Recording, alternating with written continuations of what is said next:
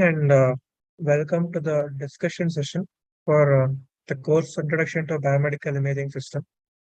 So we are the teaching assistant for the course.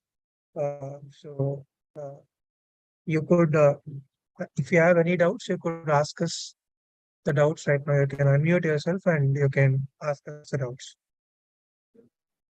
or you can even send the message if you did want to ask something.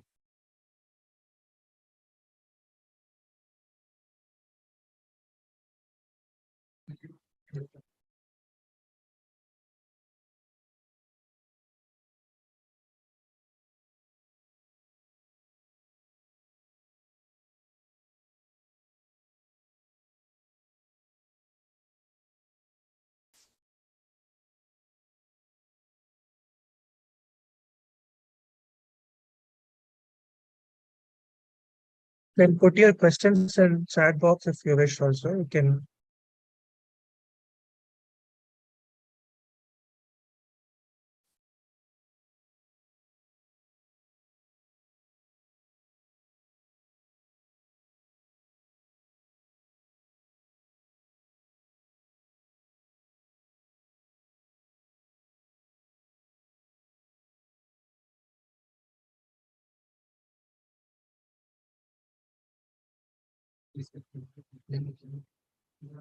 Okay, then we'll go through the responses that you have given. Okay, could you please explain the week 10 assignment questions and answers? See, the complete answers we won't be able to, uh, demonstrate because this will be live and the students who are going to take the course again the next time, it will not be good for them because we cannot disclose the complete answers. But we can give you like how you could actually go ahead with the answers. Like how do you actually prepare like reach the answers? We could help you with that. This is the reason we were not able to completely, share like the full assignment answers. But as you had asked, maybe week 10 assignments, then we will okay, the week 10 assignment is based on the ultrasound. Right. So the first question is based on, okay, let me share the, we'll take up the assignment 1 minute.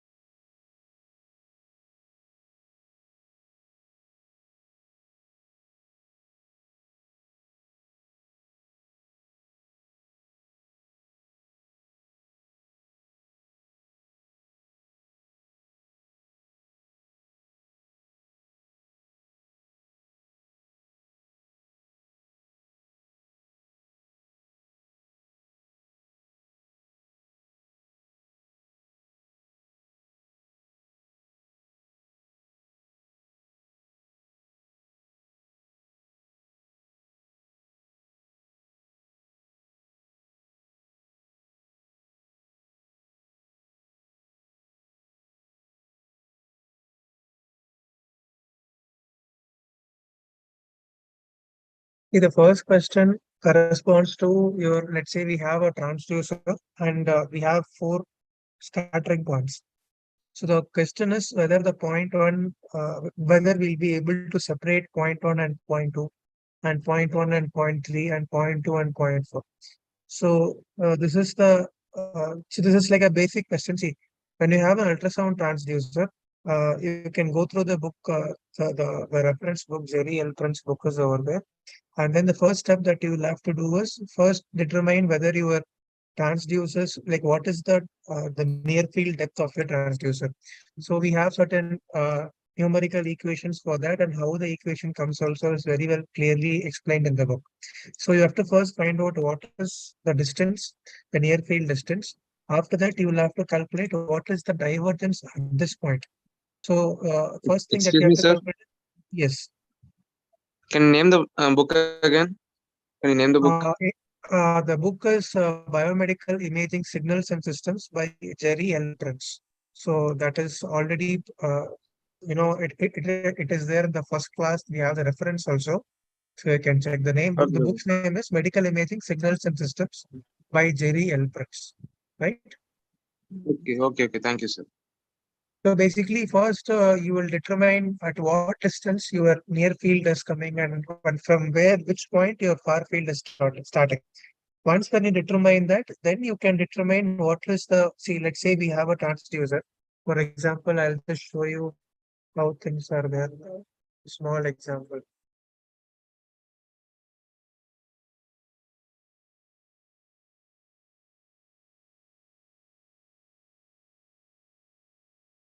So let's say we have a transducer, right? And it the wave will start diverging, right? So you have to find see you have a equation which determines what is what is the theta and what will be the distance at which the divergence will take. It is simple, you know, trigonometry only. So you can find out that where exactly your near field starts and where your far field, I mean, where your near field ends and where your far field starts. From that, once when you determine this, let's say you have the scatter S1 here, S2 here. If you have in this case, you'll be able to say that these two scatters can be, they can be differentiated and they will not be overlapping. But let's say you have another case where the divergence is very large. Let's say over here, and there are two scattering points that are present within this beam. Then you cannot differentiate whether the response is from this one or this one. It will be a combination of both. So basically, you have one more term which you would have seen in lectures. It's full width at half maximum. So you have two peaks coming up from your response. So this will be due to, let's say, scatterer 3 or scatterer 1, let's say, and let's say this is due to scatterer 2, right? This is scatterer 1 and scatterer 2. So we have two peaks. In this case, you will be able to differentiate that they are between two. But let's say when they are within this single region, so you'll actually get a response something like this. So you won't be able to determine whether it is from the scatterer 1 or scatterer. It will be looking like a single scatter. So a basic thing that you have to apply to see whether these two are differentiated is basically use find out what is the divergence angle, and you have to using trigonometry you have to find out whether these two will be coming under single beam or separate beams. That is how you have to determine whether these two will be separated. And coming to axial, let's say you have this scatterer 1 and scatterer 2, right? So how will you determine whether these two can be differentiated? Yes, again, you would have learned some term called the axial resolution in your um, lectures. So that axial resolution is dependent on your wavelength.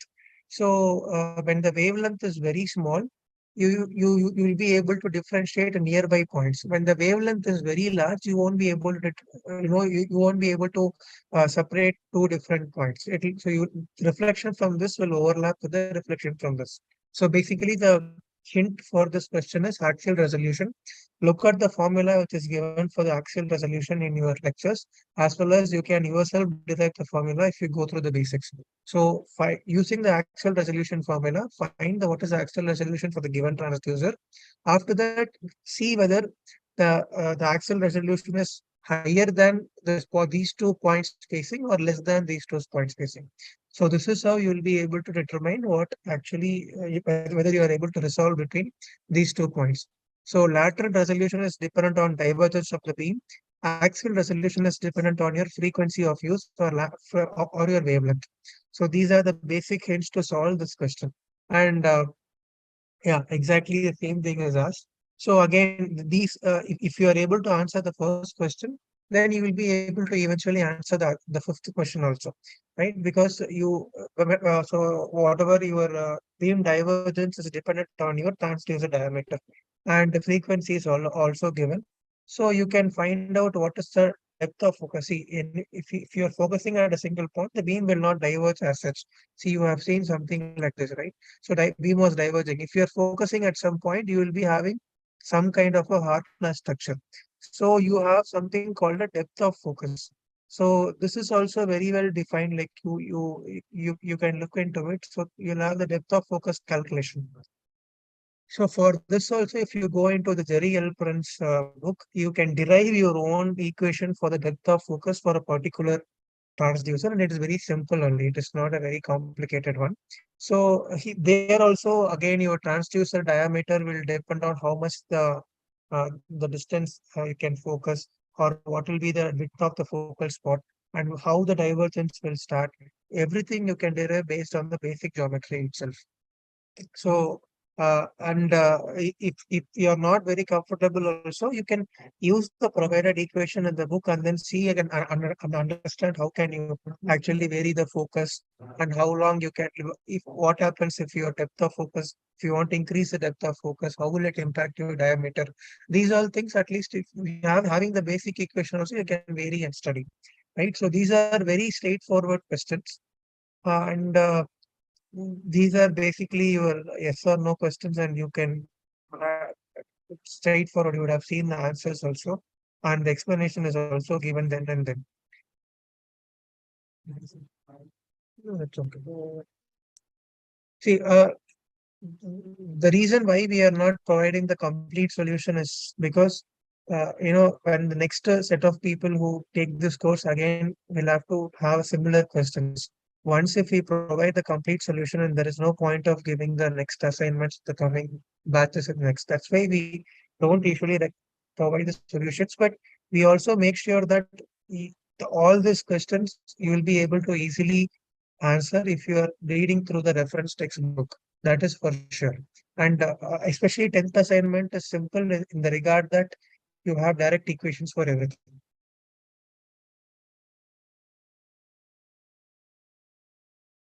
See, if at all you are facing any difficulty, even after trying to solve everything, you can send us the solved solutions.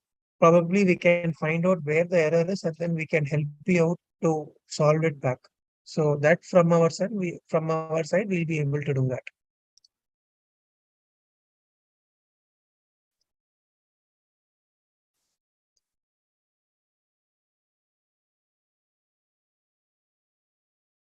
If you did want us to discuss any more, you can send the message.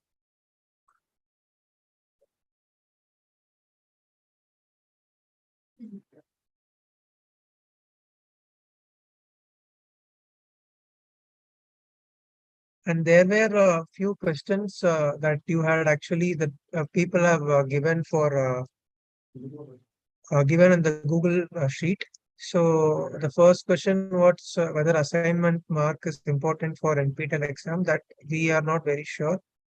Uh, we have to you have to look into the grading scheme. Probably we are not aware about how exactly whether assignment marks is taken for the counted for the final exam or not. We are not very sure. You can send an email to the NPTEL office regarding that. Okay. Yeah, probably then in the certificate, I think you will be having part of assignment as well part of your main exam. So I think it is going to contribute, but you can confirm it with the NPTEL office. And the other thing was, so how do you choose a career in ultrasound? So, see, basically, if at all you want to start a research or something in ultrasound or given that any particular domain, all you have to do is like, see, there are several ways. At least in India, you have uh, several IITs, several NITs, and several triple ITs. You can look into their domains, and then you can see which lab is actually working on your interest. Like let's say for ultrasound, we have specialized domains in IIT Madras. We have two labs working in IIT Madras, one in electrical engineering, other is in applied mechanics. Similarly, we have people working in IIT Hyderabad and IIT Gandhinagar who are working with ultrasound and well-established laboratories.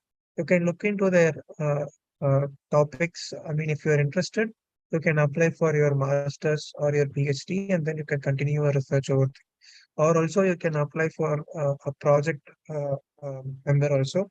The openings then and then you can look into the corresponding IIT's websites. And not just IITs, there are several NITs and triple IITs where different laboratories are there.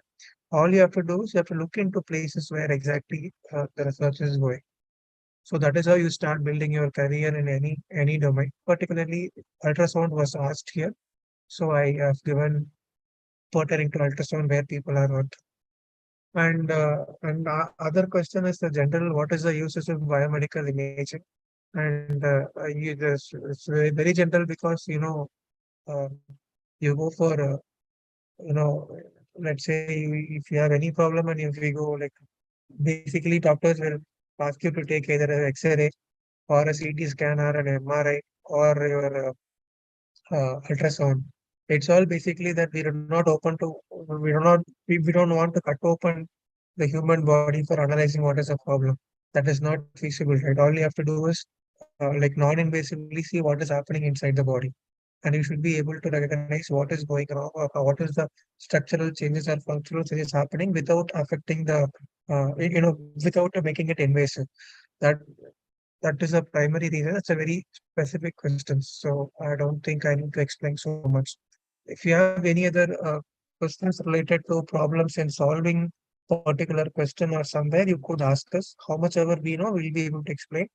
Or if at all, if it is beyond that, you can send us whatever solutions that you have sent, and we will send back the corrected ones. The final NPTEL exam, the pattern is MCQ or any other type. So we don't have any handle on how the exam pattern or questions will be. So it will be decided. It will be basically decided by the NPTEL. But what one thing that we could say is, see, whatever questions that you are going to receive will not be something out of the blue that you have not seen or something. So whatever assignment questions that you have already seen, there will be a slight modification to those questions. Let's say you have let's say you have this ultrasound, you have one transducer, and let's say the question can be little extended that you have one more transducer, and you can say how we can see the response, how exactly those two will interfere or something. I mean, it's a very basic thing. You just have to extend it. So right from it, basic signals and systems also, there will be small extensions only. And if you are able to solve all these equations and if you are familiar with all the formulas or basic concepts, physical concepts, if you are able to solve all the assignment questions, you are all set to get a good throw in your NPTEL exam. But it might not be always MCQ, or you'll be asked to enter the answers. See, even in your assignments, you are given different types, right? Somewhere MCQs and somewhere you have to enter the answer manually. Probably that you will be receiving both type of questions. But please work out all the assignment questions alone and make sure that you are good with the physics concept behind these questions. That is more than enough for your exam point of view, which we would definitely say.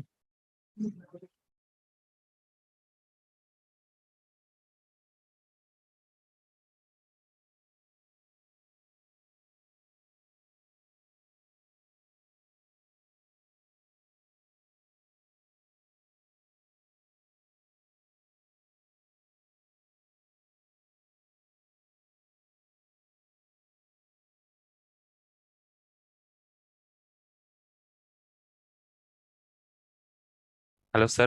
Good evening.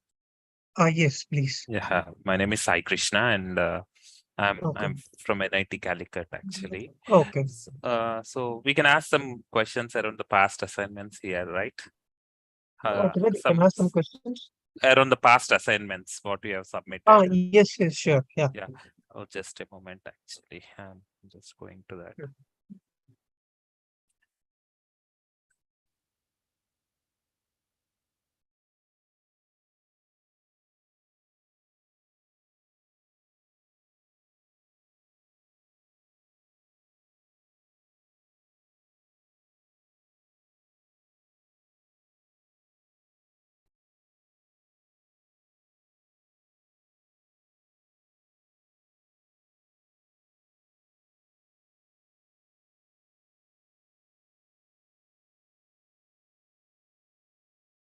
So there was one question where It was asked for calculating the sensitivity and specificity given to Okay. triangular functions. Actually, I'm trying to search for the which week that assignment is actually. Okay.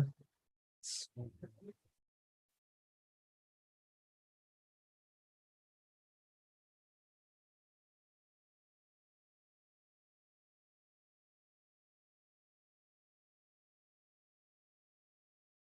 yeah, I think it's in week 3, sir.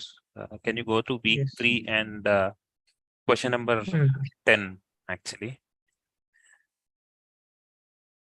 Yeah, so this one, how do we make this, convert this to a number actually? See, I understand actually sensitivity is something like it should be from T0 to 3 by 1 to 3, right? See, T0 to, yeah. see, here basically is see that you'll have a 4 regions, right? So true positive, true negative, false positive, false negative, based on which you will actually determine all the parameters: sensitivity, specificity, and accuracy. Everything you can determine using those 4 parameters. Yeah, All you have to do is how do we extract this from your yes. thing. These values, true So, positives and all those things. yes. So let's say that here the normal problem triangular function P1 of t. People with disease is 1 minute. Let me go through the complete Yeah, question. sure.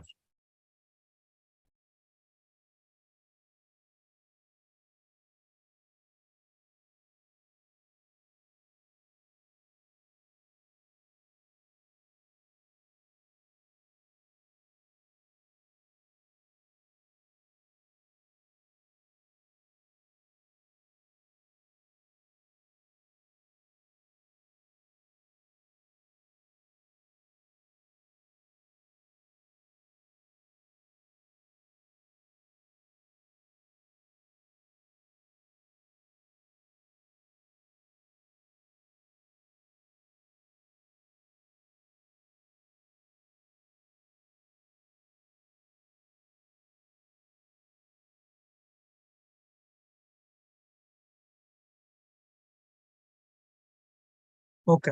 So here the question is like if it is less than if it is less than t naught, it is considered to be the test will say that it is a normal and healthy individual. If it is greater than t naught, it is assumed that the test is actually saying that it is a person with a disease. So if you want to calculate true positive, see, you can assume either one as a positive and one as a negative. Let's say this part I am assuming is as positive, right? What is true positive is the region. See, the region from here. I mean this triangle, whichever will represent the true positive, right? Right. Yes. So all you have to do is you have to first determine the area under this triangle and subtract this region from that, right? So you Okay. will get this region, Hmm. true positive, and Yeah. true negative. True negative will be this region, right? Yes. So again, you calculate the total area and you have to subtract. See, it's all about calculating the area and choosing the region only. And Yeah. false positive is 1 minute, which will be false positive.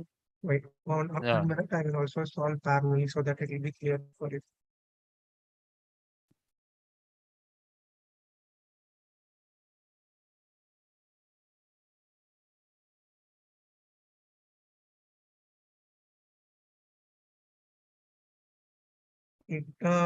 True positive will be, let's say, see, true. I'm assuming that okay, this has positive. I'm assuming this has positive, this negative. So integral will be right from true positive will be from T naught to Three. 3. Yeah. By Yes, that 1 will to be 3, right? By yes, integral 1 to 3. yes. T naught to 3 will be true positive, Yeah. and true negative will be 0 to T naught. T naught is your true Yeah. negative. Yes. True negative, right? And false positive will be um, 0 to t minus false positive. False positive will be 0 to 2 minus 0 to T naught, right? Uh, No, sorry. no, one minute. Can you come again?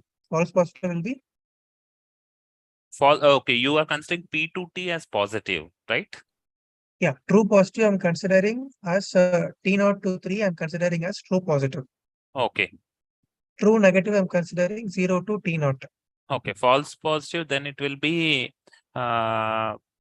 0 to T naught by 0 to 2. 2. 0 to Sorry, 0 to T no, naught by 0 to 1. no, No, no, no, no. I'm This will be confused. see the complete this one minus this region, right? False positive means see this is positive, Yeah, right? The complete thing is I mean so you have to get only this region, right? False positive means. yes. So Yeah, you 0 get the to 2. complete area and you subtract this region, you will be able to get this alone. Hmm. Right? Yeah, So your integral will be 0 to t and 0 to t naught will be your and hence you will get this area, which is a false positive. right. Right? And in case of false negative, it is going to be the other way around. T Hmm. naught, see 1 to 3 minus T naught to 3 will give you false negative. Yeah, This complete region minus this region will give you false negative. right. So based on these four, you will be able to calculate sensitivity, specificity, and accuracy. You have all the four values. Hmm. Okay, so the area of a triangle, actually the triangle, if you consider triangle 2, 3 and the topper 1, so we can see basically 2 to 3 is 1, right? And this, Uh, what is that? The vertical is also 1. So the area is also coming to be 1 by 2, right? Half into hmm. base into height. Yes, So 1 yes, by 2. yes. But actually, the problem is most of the questions in the assignments, when we try to solve, they're not matching the answers given here. So that is one confusion. So is there any possibility then we can get the calculations solutions, calculated solutions for all the assignments, problems at least? Uh, Wait, we'll check the answers. Let me 1 minute. Yeah. I will myself calculate and check the answer.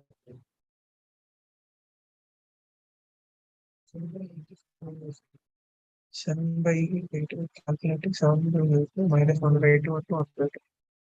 0.875 is correct. Yeah, Then for all 7. three, it is 0.875 only. So basically, we should get 7 by 8, it seems, for all the three. Yes, you will be getting 7 by 8. Yeah, if you're getting 7 by 8, it should be correct only. Hmm. Yeah, you're not getting 7 by 8 or No, not I didn't get 7 by 8 actually. What I missed actually I could not understand. So that's what, if possible, can you calculate for one sensitivity? Okay, I'll calculate.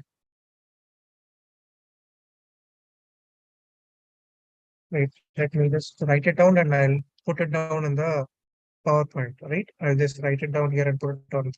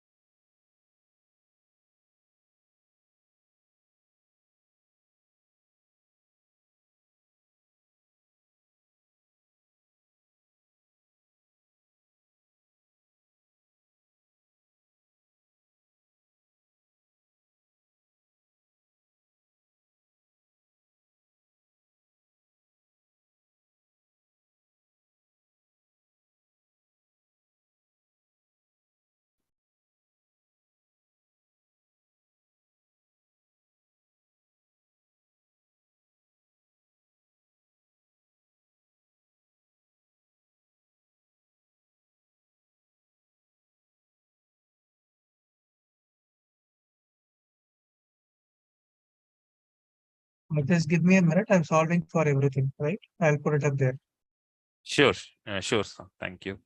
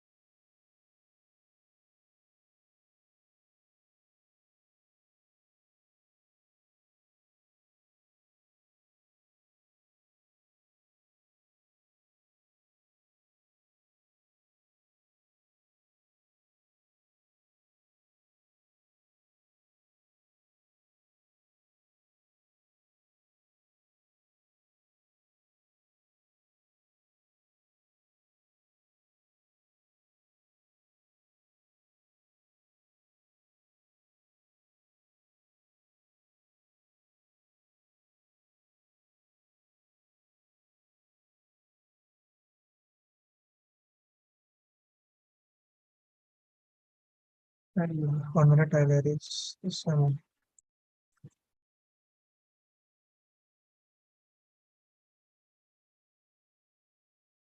Most.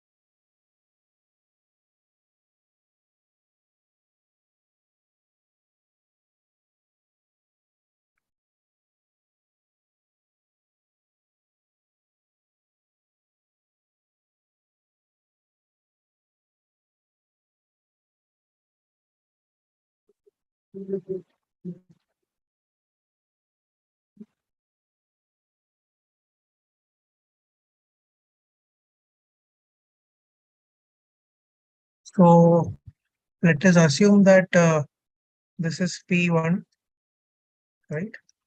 And this is P2. Okay. So first we will see true. How do we define true positive? Right. So true positive will start like this is T naught, right? So T naught. So this will be from T naught to 3, right? And P2 of P2 is some, we'll have some T function of T.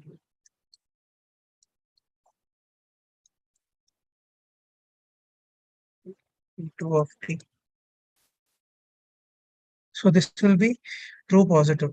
So true positive value you can calculate from here, right? So first we need to determine the area of this region.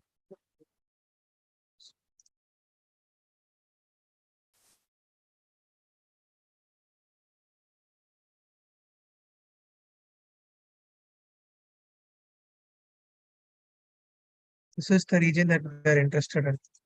So how I can do this is first I'll calculate the area of this whole triangle, right?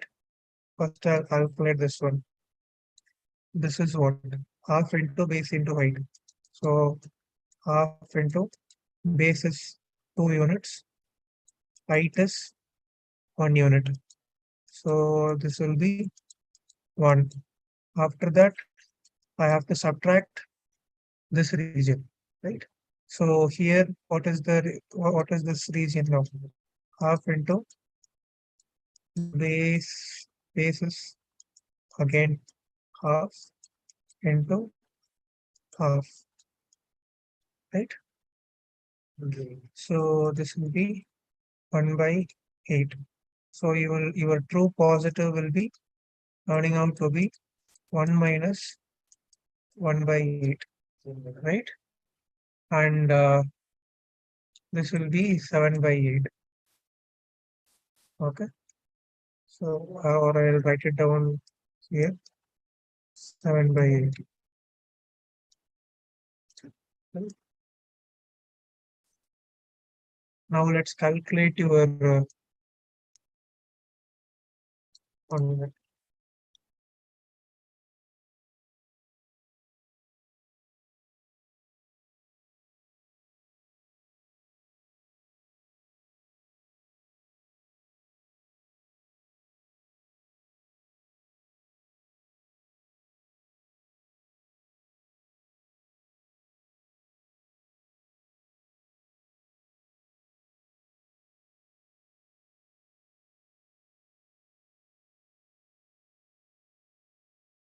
Now let's calculate your first we'll calculate sensitivity. So we'll calculate the false negative.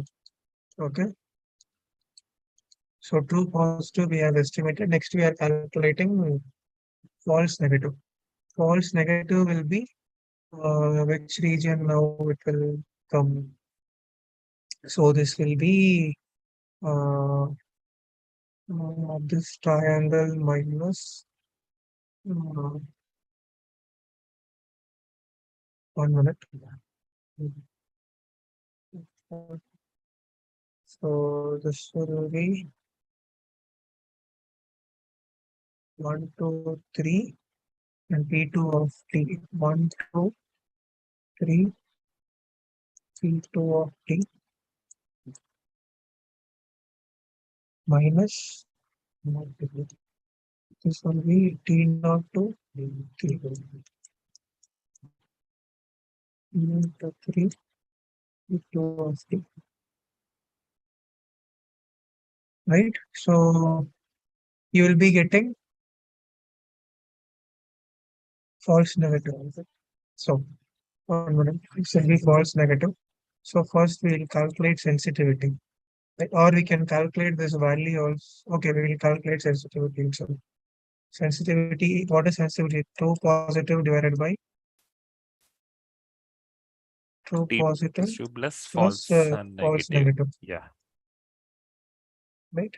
Yeah. So you have this true positive as this one. Okay. Yeah. So this value that we have got was 1 by 8, right? And in the bottom, so along this expression will come plus this TP, right? So we have a T0 to 3 is there. Here also T0 to 3. All right. Here T0 to 3 is there, P2 of T. So, so this expression, let's say we call this complete thing as 1, right? So 1 plus, let's say this is 2, right? If you have this 2, these two terms will get cancelled, right? If you add them both, here it is positive, here it is negative. These two terms will get cancelled and only this term will be left out. So which will be, I'll just erase this.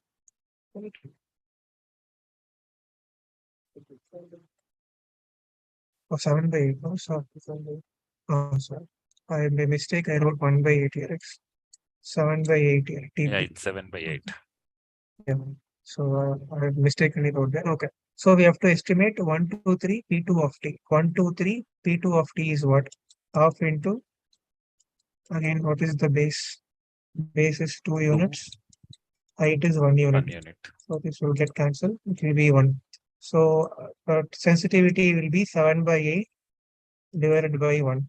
So it will be equal to 7 by 8. Okay. right? So similarly, you can find the false positive. False positive will be just a reverse of whatever expression that we have calculated for false negative. So Yeah. we have taken from 1 to 3, but it will be here to 0 to 2 minus this. 0 So it will be to exact 1.5. the reverse.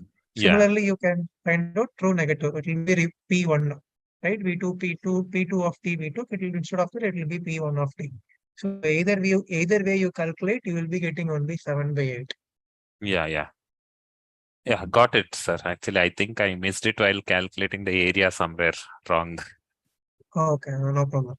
Yeah. So see, it's basic. Everything will be questions will be basic only, but there will be small subtle points where we will actually miss. When we took the course, also it was the same thing. But once when you know find out where the problem is, then it'll be very small only. Okay.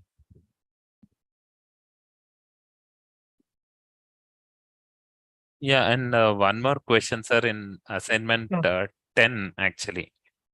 Okay. This is regarding the transducers. The first one, actually, how do we calculate the beam width at a particular point? You have directly an expression, right? If you go through the book, I think in the ultrasound thing, you have a direct expression. Probably I will open the book and check out the uh, expression. 1 minute. I'll check out the expression. But it is there in the book itself. Let Oh, me in just the open book that. Yeah, directly. it Okay. is there in the book.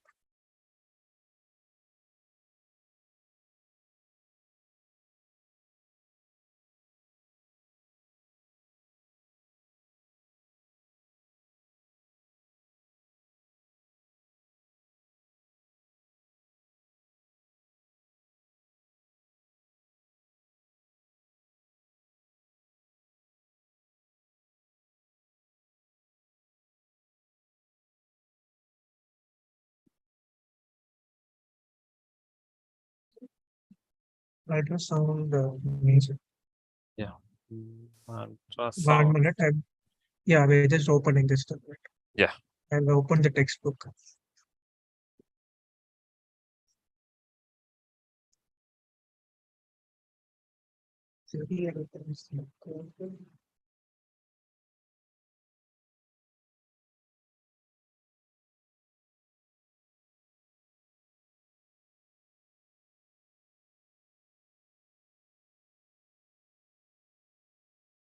Transducers.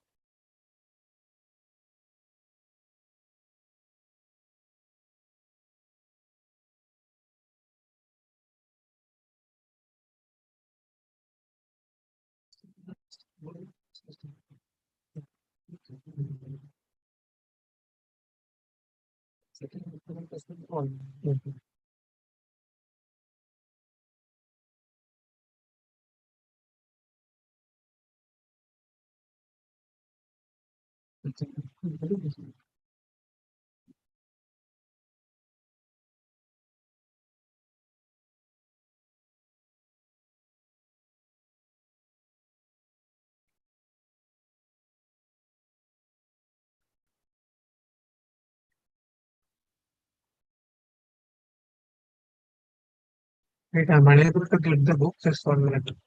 Yeah. Sure. Sure. No problem.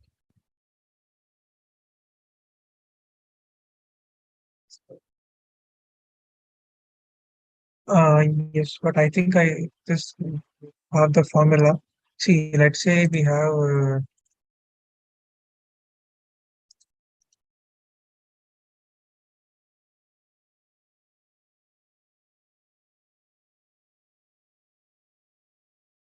so we have a circular. Yeah, let's say we have a circular transducer, right? And its diameter is d. Okay.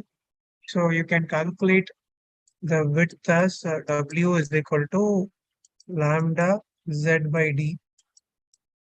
So, and you know what, you can calculate the lambda. Lambda is equal to V by F, where F is your frequency and P is your speed of sound inside the medium. For tissues, it is 1540 meter per second. So you can calculate your lambda. Z is where the axis that you have over here at D1 or D2, whatever it is, the length is it is along the Z axis. So you have Z and you know the diameter. You have to plug in everything in terms of mm or meter, whichever it should be, but everything should be consistent. So once when you calculate that, you will be able to estimate what is W. See, generally your circular transducer will have some profile, something like this, right? So this will be W. This will be W, and this will be at particular depth if you, this is Z, and this is your diameter D of your transducer. So with this, you will be able to calculate what is the beam divergence. And even if you want to calculate deep into it, and for near field, you would have studied near field and far field. What is near field? What is far field? So in near field, your beam width only will be D, and beyond near field, your beam width will be lambda Z by D, right? So near field is nothing but Z is less than D square by lambda, and that is called Fresnel zone. Or if it is Z is greater than your D square by lambda, it is called your far field, right? So Sir, first you one doubt here. Sorry to interrupt. Is it d square yes. by lambda or is d square by 4 lambda? See, why? Because actually in lecture Hmm. notes also I see somewhere sir mentioning it as d square by 4 lambda for circular transducer, and for the rectangular it is d square by 2 lambda. For Is it- circular, for circular, yes, sorry. It should be D square by 4 lambda. I'm sorry. So for circular transducer, it should be D square by 4 lambda.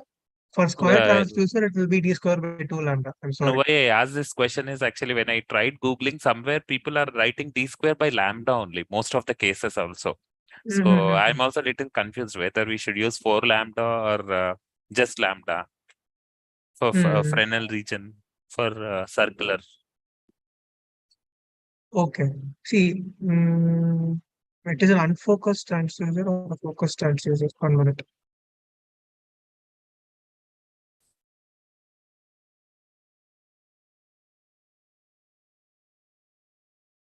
They didn't give anything related to the focusing.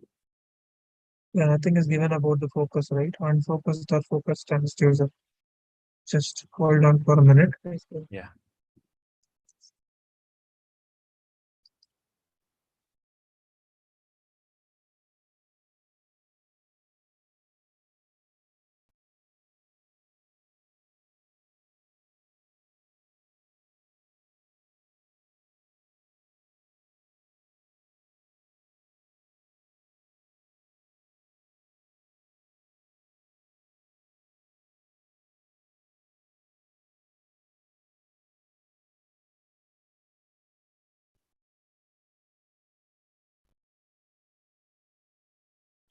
See, they classify this as actually 3 regions.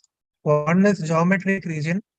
Then they will define the next thing as uh, Fresnel region. After that, they define as Fraunhofer Front of the region, race. right? Yes. So only at the Fraunhofer region you will have beam spreading. Yeah. Beam spreading. Yes. Beam spreading will happen over here, and this starts only at d square by lambda, Okay. right? And these two are considered as near field. Okay. D square by lambda itself. Okay. Yes. So if you want to for circular transducer, this geometric region will end at d square by 4 lambda. For a square transducer, this will end at d square by 2 lambda. Okay. After that comes your Fraunhofer Fresnel region. After that, your Fraunhofer region will come. Only in the Fraunhofer region, you will be having beam spreading that is given by d square by lambda. Okay. Yeah. So you can use d square by lambda, and then you can find out if it comes within that region or beyond that region. Okay. Sure. Got it. Mhm.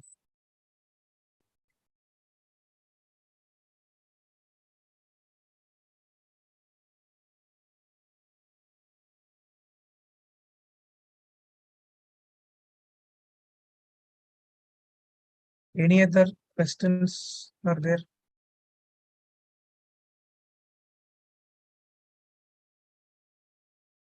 Basically, all these things, if you go through the reference textbook, it will be very clear. The lecture notes will be there, but still, if you want to get more insights, see, if you read from the lecture notes, you might get some idea, some, some clarity.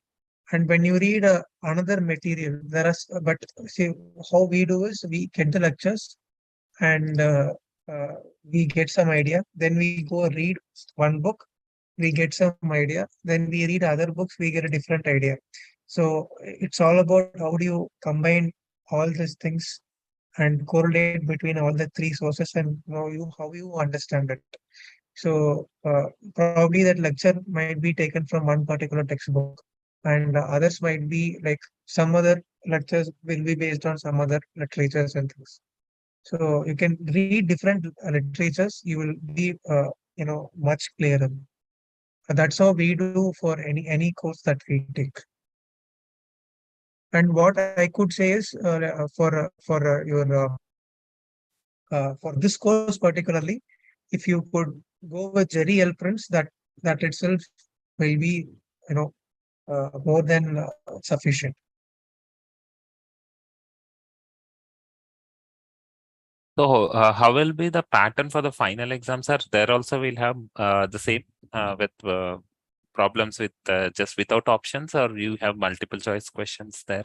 Uh, I'm not sure about how exactly the questions will actually come, because we don't have an idea of that. But it'll definitely be a mix of things. It won't be completely MCQ, or it won't be completely like you have to enter the answer. Both types will be there, and the questions will be a natural extension of whatever you have solved in your assignments, and nothing out of this is going to come. That is for sure. Okay.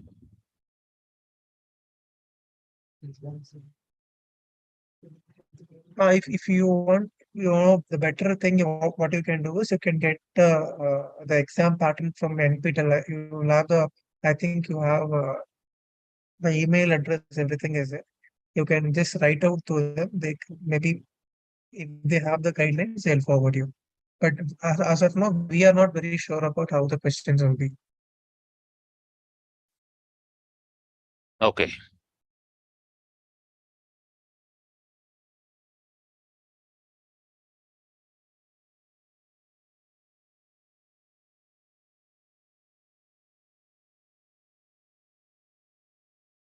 Anything else? Any questions?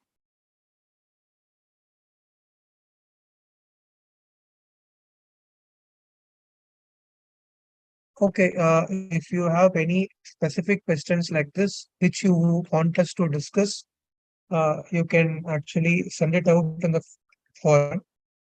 We'll have one more session probably just before the exam or sometime. So if you have any specific questions like this, we can put it out there and we will discuss in the next uh, discussion meeting. So if you don't have any other questions, then I think we can close the session. You have any other questions, or if you don't have, then you can leave the session.